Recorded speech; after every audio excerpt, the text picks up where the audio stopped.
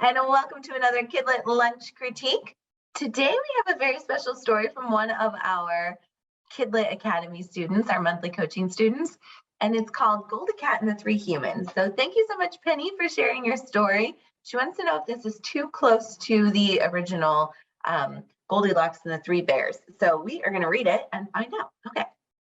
Once upon a time, there were three humans. Big human, not so big human, and little human. They lived in a small house in a friendly neighborhood. One morning, Big Human prepared yummy breakfast drinks. Being healthy humans, they decided to go for a family walk first. On the way out, Little Human didn't completely shut the door. Goldie Cat watched. She was a stray cat. Curious about humans, she slipped in. Goldie Cat jumped on the kitchen counter as she thought, cats need to eat. She tasted the energy drink, too bitter. She licked the fruit juice, too sweet. She lapped the smoothie, perfect. Lap, lap, lap. Oh, Penny, I think this is a cute spot to stop. It's such a fun story.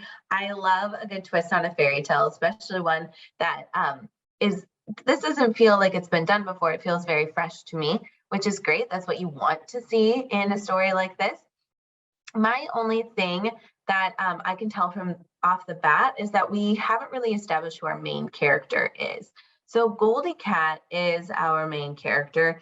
She doesn't need to be golden. If you're too worried about it being too close, you could always, make her something different, but give her a name maybe instead of Goldie Cat. But really, we just need to get into her point of view. So we start out with like big human, not so big human, and all of these things, but they're not really our main characters. They're our side characters. And that's why the pacing is pretty slow in the beginning. So instead, you should come at the story from Goldie Cat's point of view. Where do we meet her? What's the setup? The catalyst then is when these humans leave and she goes in to explore their house. But what does she want most? What's her goal in doing that? That's what we need to know. And that's how you establish your goal. And then we get to watch it flourish and go into all these fun little things because you already have a lot of really cool things set up here. So that would be my recommendation, is just to change your point of view, come at it from your true main character, and really make sure that that goal is established. So that way it'll help with your pacing.